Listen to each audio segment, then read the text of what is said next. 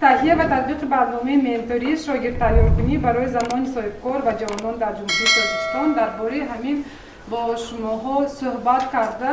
اوید این برنامه منتوری چخیل این برنامه چخیل این حاضر تهیه کرده شده می شود و آینده مصوبه از صاحبکاران چخیل منتر تیار کردن در کار، درباره همین با شما صحبت میکنیم. در تالار مهمانخانه سوخدیان سمینار آموزش تحت عنوان تهیه و تطبیق برنامه منتوری شاگرد تیارکنی برای زنان صاحبکار و جوانان در جمهوری تاجیکستان برگزار شد. لایحه از طرف برنامه رشد سازمان ملل متحد مساعدت با سودا در آسیای مرکزی از سنه 10 ایولی سال 2020 تا سنه 10 مارس 2021 در ولایت‌های سوخد، ختلان و ناحیه‌های تابع جمهوری عملی گردیده ایستاده است.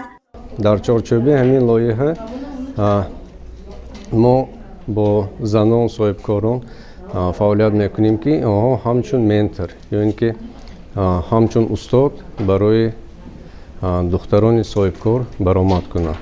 ما میخواهیم که در همین زیر لایحه دخترانی که خواهش صاحبکاری کردن دارند یا که آغاز فعالیت صاحبکاری کردن دارند با آنها منتوران استادان را پیوست نماییم که این منتوران این استادان کمک کنند برای که این دختران صاحبکاری خود را به پیش برند. شریکان اجرایی زیر لایحه تهیه و تطبیق برنامه منتوری شاگرد تیارکنی برای زنان صاحبکار و جوانان در جمهوری تاجیکستان تشکیلات جمعیتی میر، مرکز امکانیت بهره رشد و تشکیلات جمعیتی چشمه می باشند. در سمینار صاحبکارانی با تجربه و موفق از جمله زنان نیز از ناحیه مسجح و اسفره اشتراک نمودند. هدف اساسی لایحه جواب نمودن زنان و دختران صاحبکار و یا خواهش صاحبکاری داشته عاید تکمیل دادن ملکه های صاحبکاری برای نائل گردیدن به هدف های خود و اصول های شاگرد تیارکنی می باشند.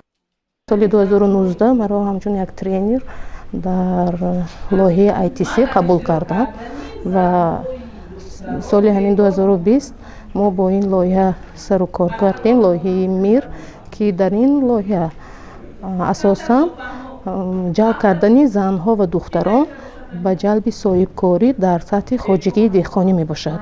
با این لایحه به من بسیار معقول شد.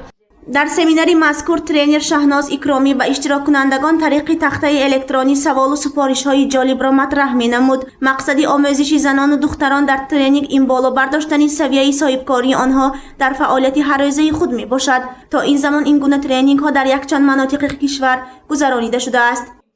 نزیاده از 3 خط همین حرکت کنید مختصر، 1 انتظاری، 2 انتظاری، 3 انتظاری. 3 انتظاری شما که از همین روز شما دارید. تا این دم چنین ترینینگ ها در ناحیه لغش و در ناحیه شهر توز گذرانیده شدند. این لایحه گفتم ممکن که در جمهوری تاجیکستان در 5 منطقه گذرانیده می شود. این منطقه ناحیه اسفره، ناحیه مسجح، ناحیه شهر توز، ناحیه همدانی و ناحیه لغش. در سمینار اشتراکچیان در سمت فعالیت صاحبکاری معلوماتی نو گرفته از تجربه های صاحبکاران موفق، طریق مشغولیت و بازی های گوناگون معرفی آگاهی پیدا نمودند. چون در بالا ذکرش رفت، زیر لایحه در چارچوبه لایحه برنامه رشد سازمان ملل متحد مساعدت با سودا در آسیای مرکزی که از جانب حکومت فنلاند مبلغ گذاری شده است عملی می گردد. گزارش سومن حمید و نسیم رحیموف برای برنامه اطلاعاتی خبر.